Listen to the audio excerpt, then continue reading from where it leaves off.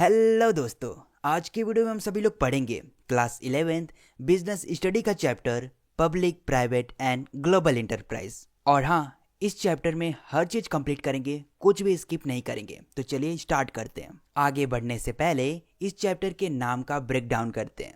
Public sector enterprise. Public यानी ऐसे enterprise होते हैं जिसको ऑन, मैनेज एंड कंट्रोल किया जाता है गवर्नमेंट के द्वारा। वही प्राइवेट टर्म का मतलब है कि जिसको ऑन, मैनेज एंड कंट्रोल किया जाता है एक इंडिविजुअल के द्वारा। और जहां पर पब्लिक और प्राइवेट सेक्टर को साथ में मिला दिया जाता है, वहां पर आपका मिक्स्ड इकोनॉमी का फॉर्मेशन होता है। यह मिक्स्ड इकोनॉमी क्या होती है? मिक्स्ड इकोनॉमी कंसिस्ट करती है जो प्राइवेटली और गवर्नमेंटली ऑन किया जाए बिजनेस इंटरप्राइज को, इसी को हम मिक्स्ड इकोनॉमी कहते हैं। आपको एक अच्छा सा एग्जांपल लेकर समझाते हैं। मान लीजिए एक कंपनी है जिसको प्राइवेटली ऑन किया जा रहा है, यानी कि एक इंडिविजुअल के द्वारा भी चलाया जा रहा है, और इसी सेम बिजनेस को गवर्नमेंटली ऑन यानी कि सरकार के द्वारा भी चलाया जा रहा है। उसी को हम मिक्स्ड इकोनॉमी के नाम से जानते हैं। जैसा कि हम अभी पिछले चैप्टर में ही प्राइवेट सेक्टर इंटरप्राइज के बारे में पढ़कर आ रहे हैं। हमने पिछले ही चैप्टर में इनके बारे में डिटेल्स में बात करी थी। अब इस चैप्टर में हम बात करेंगे पब्लिक सेक्टर इंटरप्राइज के बारे में, यानी कि departmental undertaking, statutory corporation, government companies के बारे में पढ़ेंगे। ये जितनी भी सेक्टर्स होती हैं ना, ये अकाउंटेबल होती हैं, यानी जवाबदेही होती हैं पार्लियामेंट को। यानी कि बिजनेस में क्या चल रहा है और क्या होने वाला है, यह पार्लियामेंट को बताना पड़ेगा, और जो पार्लियामेंट है यह पब्लिक को बताएगी। तो हम अपनी टॉपिक से स्टार्ट करते हैं। डिपार्टमेंटल अंडरटेकिंग ये सबसे oldest and most traditional form of business organisation है। इसको इस्टेब्लिश किया जाता है डिपार्टमेंट ऑफ मिनिस्ट्री के द्वारा। डिपार्टमेंटल अंडरटेकिंग को फाइनेंस, मैनेज्ड एंड कंट्रोल किया जाता है सेंट्रल गवर्नमेंट या फिर स्टेट गवर्नमेंट या फिर दोनों ही गवर्नमेंट के द्वारा कंट्रोल की जा सकती है। मैनेज किया जा सकता है या फिर फाइनेंस किया जा सकता है। इसके एग्जाम्पल की बात करें, Indian railways, defence, post and telegraphs. अगर हम वही इसके फीचर्स की बात करें तो इसमें सेपरेट लीगल एंटिटी नहीं है, यानी कि बिजनेस और बिजनेसमैन अलग अलग नहीं है। अगला फीचर है फाइनेंस, यानी कि इसमें जो पैसा आता है ना, यह डायरेक्टली गवर्नमेंट की ट्रेजरी से आता है, और आप इस बिजनेस से जितना भी पैसा अर्न करते हैं यह गवर्नमेंट ट्रेजरी में चला जाता है। यहाँ पर आपको अकाउंटिंग एंड ऑडिट करना पड़ता है, यानी कि आपको बिजनेस के अकॉर्डिंग अकाउंटिंग बनानी पड़ती है। इसमें जो एम्प्लॉयज होते हैं इनको गवर्नमेंट एम्प्लॉयज बोला जाता है, और इनको अपॉइंट किया जाता है एज पर गवर्नमेंट रूल्स। यानी कि जो भी डिपार्टमेंटल अंडरटेकिंग में काम करता है ना, उसको हम बोल सकते हैं कि यह लड़का या लड़की सरकारी नौकरी करता है। इस इंटरप्राइज की एक अच्छी चीज यह है कि यह अकाउंटेबिलिटी शो करती है, यानी कि यह जवाबदेह होती है। यह तो हमने डिपार्टमेंटल अंडरटेकिंग के फीचर्स की बात करी। यही अगर हम एडवांटेजेस की बात करें, यह डिपार्टमेंटल अंडरटेकिंग सबसे इफेक्टिव है ऑब्जेक्टिव को अचीव करने के लिए, इसलिए क्योंकि यह डायरेक्ट कंट्रोल में है गवर्नमेंट के। अगर एक नजरिए से देखा जाए तो डिपार्टमेंटल अंडरटेकिंग एक सरकार की सोर्स ऑफ इनकम है, और इससे जितना भी रेवेन्यू जनरेट होता है यह गवर्नमेंट ट्रेजरी में चला जाता है। यह डिपार्टमेंटल अंडरटेकिंग जवाबदेही होती है पार्लियामेंट को अगर कोई भी एक्शंस लेती है, यानी कि इंश्योर करती है कि प्रॉपर यूटिलाइजेशन हो फंड्स का, यानी कि जितने भी पैसे हैं इंटरप्राइज में यह अच्छी तरीके से इनका उपयोग किया जाए। यह ऐसी एक्टिविटी करने के लिए सूटेबल होता है जहां पर सेक्रेसी और स्ट्रिक्ट कंट्रोल की बहुत ज़रूरत होती है, जैसे कि डिफेंस प्रोडक्शन। यानी कि अगर आप किसी देश से लड़ने के लिए तैयार कर रहे हैं आर्मी को, और आप चाहते हैं कि इसमें कितने आर्मी हैं और कौन सी बंदूक यूज की जा रही है, यह अगले वाले दुश्मन को ना पता चले, तो यहाँ पर सेक्रेसी बहुत ज्यादा इम्पोर्टेंट रोल प्ले करती है। इनके एडवांटेजेस के बारे में हमने जाना, अब हम डिसएडवांटेजेस के बारे में जानेंगे। यहाँ पर हमेशा इंटरफेरेंस होता है मिनिस्टर लोगों का। यहाँ पर रेड टेपिज्म का उपयोग किया जाता है डे टू डे ऑपरेशंस में, यानी कि बहुत सारा पेपर वर्क दिन प्रतिदिन ऑपरेट किया जाता है, जो कि रेड टेपिज्म फैलाता है। डिपार्टमेंटल अंडरटेकिंग के जो एम्प्लॉयज होते हैं या फिर हेड होते हैं, उनको अलाउड नहीं होता है कि आप इंडिपेंडेंस डिसीजन यानी कि अपने मन मुताबिक डिसीजन ले पाओ। इतना ही नहीं बल्कि लैक ऑफ फ्लेक्सिबिलिटी भी देखने के लिए मिलती है, जो कि बिजनेस को स्मूथ रन करने का एक इम्पोर्टेंट पार्ट है। यानी अगर आप चाहते हैं कि जो इंटरप्राइज है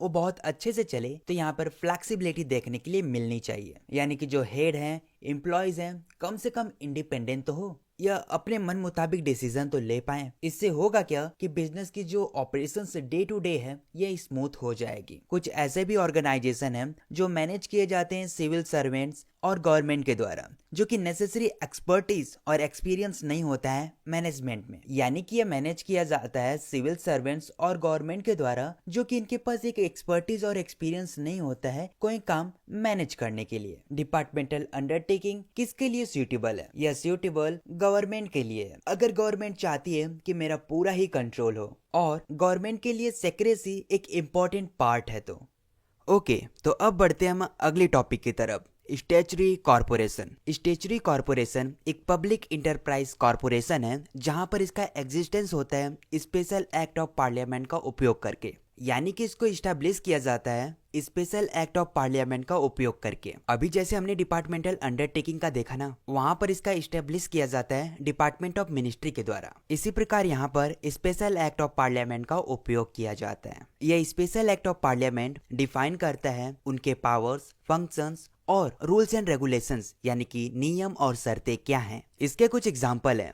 air India, state bank of India, LIC। आइए इसके फीचर्स की बात करते हैं। इसका एस्टेब्लिशमेंट किया जाता है under A special act of parliament के तहत। इनकी सेपरेट लीगल एंटिटी होती है, यानी कि बिजनेस और बिजनेसमैन अलग अलग होते हैं। इसको मैनेज किया जाता है बोर्ड ऑफ डायरेक्टर्स के द्वारा, जो कि अपॉइंटेड यानी कि नॉमिनेटेड होते हैं गवर्नमेंट के द्वारा। इनके पास खुद का स्टाफ होता है। रिक्रूटेड यानी कि भर्ती करने का अपॉइंटेड होता है प्रोविजन ऑफ एक्ट, यानी कि जो भी प्रोविजन ऑफ एक्ट में लिखा हुआ है उसी के तहत आपको इस पे भर्ती यानी कि अपॉइंटेड किया जाएगा। सिंपल भाषा में समझो, यह एक क्राइटेरिया है, यानी कि अगर आपने 10 तक पढ़ा है तो यही लोग इसमें ज्वाइन होंगे। तो ऐसा ही कुछ क्राइटेरिया होता है। ओके, तो इनके कुछ और भी हो सकते हैं क्राइटेरिया, ये मैंने अपना एग्जांपल बताया। यह इस प्रकार का ऑर्गेनाइजेशन है जो कि पूरी तरीके से ओन्ड किया जाता है स्टेट गवर्नमेंट के द्वारा। यह इस प्रकार के ऑर्गेनाइजेशंस भी होते हैं जो कि यूजुअली इंडिपेंडेंट होते हैं फाइनेंस को लेकर, यानी कि ये पैसों को लेकर ना ज्यादा सोचते नहीं है। अभी उस वाले में क्या था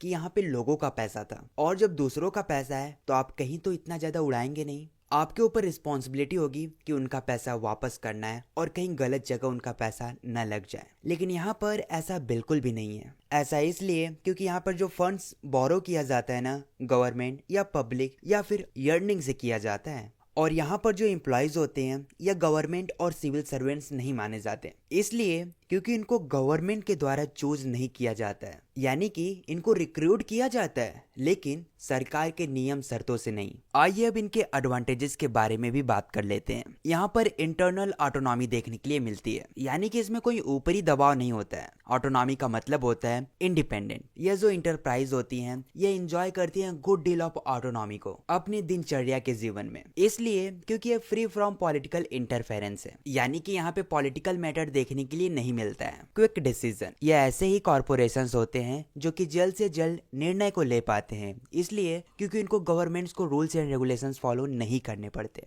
पार्लियामेंट कंट्रोल, यहाँ पर जो भी डिसीजन लिया जाता है एक अच्छे सब्जेक्ट पर डिस्कस किया जाता है पार्लियामेंट में, इसलिए क्योंकि इंश्योर किया जा सके कि लोगों का पैसा है तो इनका प्रॉपर यूज किया जाए। एफिशिएंट इन मैनेजमेंट, यानी कि यहाँ पे जो डायरेक्टर्स होते हैं और जो टॉप एग्जीक्यूटिव होते हैं ना, या प्रोफेशनल और एक्सपर्ट्स होते हैं अलग अलग फील्ड्स में, इसलिए यहाँ पर कोई भी मैनेजमेंट किया जाता है ना तो बहुत अच्छी तरीके से किया जाता है। अब इनके डिसएडवांटेजेस के बारे में भी जान लेते हैं। इन रियलिटी असल में स्टैच्यूटरी कॉर्पोरेशन एंजॉय नहीं कर पाती है ज्यादा से ज्यादा ऑपरेशनल फ्लेक्सिबिलिटी। ऐसा इसलिए क्योंकि यहाँ पे गवर्नमेंट एंड पॉलिटिकल इंटरफेरेंस होते ही होते हैं। एक मिनट भैया, आपने यहाँ पर बोला कि यहाँ पे पॉलिटिकल इंटरफेरेंस नहीं होता है। मेरे दोस्त, ये इनके एडवांटेजेस थे, हम यहाँ पे डिसएडवांटेजेस के बारे में बात कर रहे हैं। अब यार खुद सोचो, जब एक गवर्नमेंट की ही कंपनी है और यहाँ पे गवर्नमेंट यानी पॉलिटिकल इंटरफेरेंस ना आए, ऐसा हो सकता है क्या? यह इंटरप्राइजेस किन के लिए सूटेबल्स हैं? जब इंटरप्राइजेस चाहते हो कि मेरे पास एक स्पेशल पावर हो, और इंटरप्राइजेस यह भी चाहते हो कि मेरे पास ज्यादा से ज्यादा पैसा हो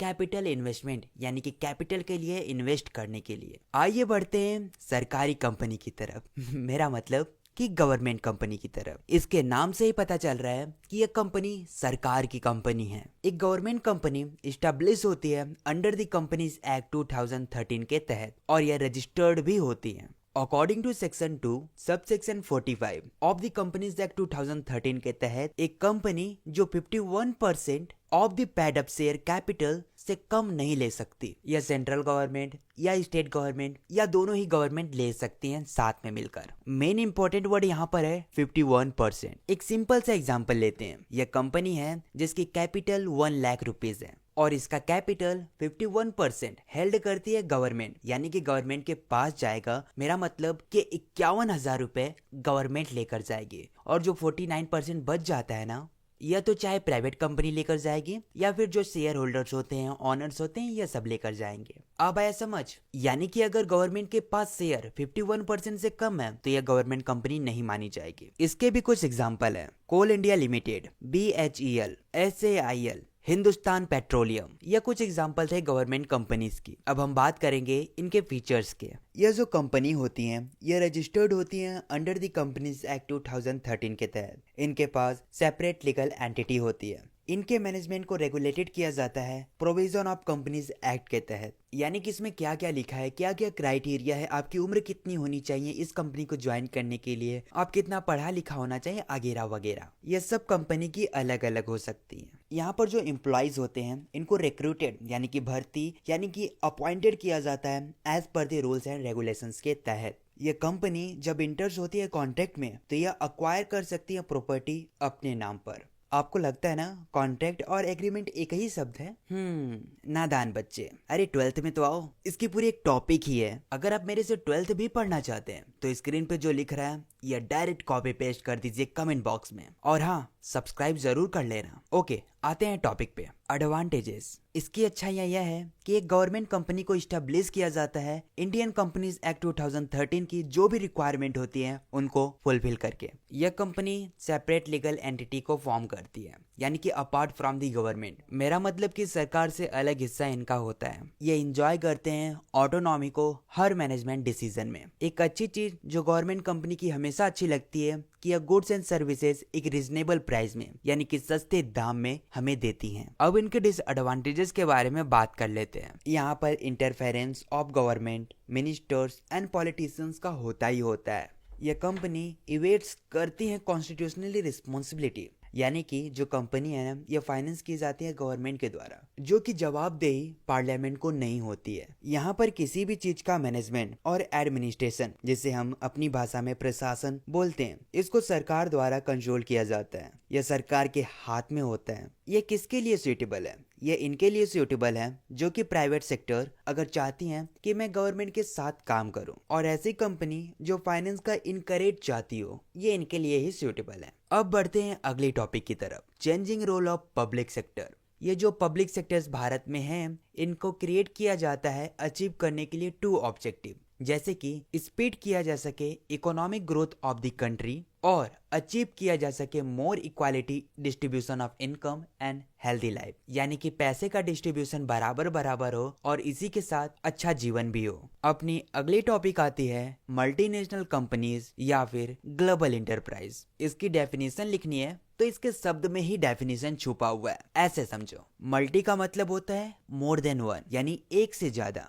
नेशनल का मतलब कंट्री, और कंपनीज का मतलब या फर्म हो सकती है या फिर खुद कंपनी हो सकती है, यानी इसकी हिंदी बन जाती है एक से ज्यादा देश में कंपनी। MNCs को डिफाइन किया जा सकता है कि एक कंपनी है जो कि बिजनेस ऑपरेट करती है बहुत सारी कंट्रीज में। MNCs यानी कि मल्टीनेशनल कंपनीज के जो हेडक्वार्टर्स होते हैं यह एक ही देश में होते हैं और सभी को मैनेज करते हैं। इसके एग्जाम्पल है कोका कोला, गूगल। अब आप गूगल का ही देख लीजिए जिसका हेडक्वार्टर US से माउंटेन व्यू कैलिफोर्निया में है। लेकिन जो गूगल कंपनी है यह दुनिया भर में अपने मल्टीपल ऑफिस को मैनेज करती है। जैसे कि इंडिया में गूगल की ऑफिस हैदराबाद में है, जो कि इंडियन मार्केट के हिसाब से काम करती है। लेकिन ये जो हैदराबाद में ऑफिस है ना, इसको मैनेज किया जाता है हेडक्वार्टर्स के द्वारा जो कि USA में है। MNCs के फीचर्स की बात करें तो इनके पास ह्यूज कैपिटल रिसोर्सेज हैं, यानी कि जो एमएनसीज होती हैं ये प्रोसेस करती हैं ह्यूज कैपिटल रिसोर्सेज, ये एबल होती हैं बहुत सारा रेस करने के लिए फंड्स अलग अलग सोर्सेज से, इंटरनेशनल ऑपरेशंस। अभी मैंने आपको एग्जांपल बताया गूगल का ना, सेम यही कंसेप्ट अप्लाई होता है यहाँ पर भी। यानी कि जो एमएनसीज होती हैं ये प्रोडक्शन मार्केटिंग करती हैं और अदर फैसिलिटीज प्रोवाइड कराती हैं बहुत सारी कंट्रीज को। सेंट्रलाइज्ड कंट्रोल, एमएनसीज के पास हेडक्वार्टर्स होता है उनके होम कंट्रीज में, जो कि एक्सरसाइज करती हैं control over all the branches, यानी कि सभी ब्रांचेस को कंट्रोल करती हैं हेडक्वार्टर्स में बैठकर। अभी जैसे मैंने एग्जांपल बताया था गूगल का। फॉरेन कोलैबोरेशन, एमएनसीज क्या करती हैं कि ये सेल करती हैं अपना technology production of goods all over the country, जिसका मतलब फॉरेन कोलैबोरेशन हो रहा है। एडवांस्ड टेक्नोलॉजी, मल्टीनेशनल कंपनी जो है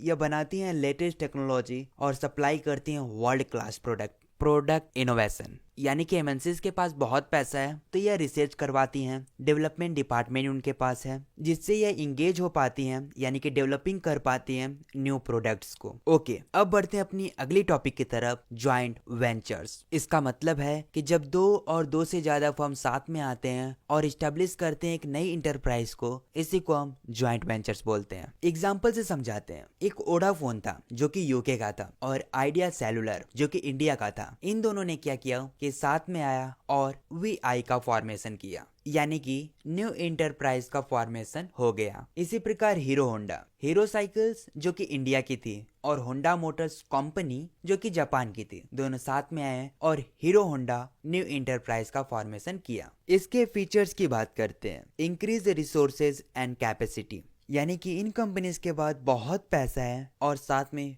ह्यूमन रिसोर्सेज भी बहुत हैं। एक्सेस टू टेक्नोलॉजी, ये जो ज्वाइंट वेंचर्स होती है ना, ये एडवांस टेक्निक का उपयोग करती हैं प्रोडक्शंस करने के लिए। इससे होता है क्या है कि क्वालिटी ऑफ प्रोडक्ट्स मिल जाता है और रिड्यूस हो जाता है कॉस्ट ऑफ प्रोडक्शन, यानी कि जो बनाने का खर्च है वह कम हो जाता है। इनोवेशन, यह जो ज्वाइंट वेंचर्स होती हैं यह मदद करती हैं बिजनेस को एक नए और इनोवेटिव प्रोडक्ट्स बनाने में और इस्टेब्लिश कराती हैं ब्रांड नेम्स को। जब दो फर्म्स इंटर्स होती हैं ज्वाइंट वेंचर्स में तो one of the party benefits from others गुडविल्स। ये कैसे बताता हूँ। अभी आपने हाल ही में जियो का फोन यूज किया होगा। ये जो जियो का फोन है इसको बनाने वाली कंपनी LYF यानी कि लाइफ है। अब आप इसको खरीद रहे हो लाइफ कंपनी देख के नहीं कि ये जियो ने बनाया तब खरीद रहे हो। जियो का फोन आप इसलिए खरीद रहे हो क्योंकि इसकी इज्जत यानी कि गुडविल और इस पर आपका ट्रस्ट है। यहाँ पर आपने देखा कि कैसे एक की गुडविल एक पार्टी को बेनिफिट कर रही है। यह जो ज्वाइंट वेंचर्स है ये दो हिस्सों में डिवाइड है, equity based joint venture, contractual based joint venture. Equity based joint ventures क्या होता है कि यह फॉर्मेशन होता है, यहाँ पर सेपरेट बिजनेस एंटिटी बनती है।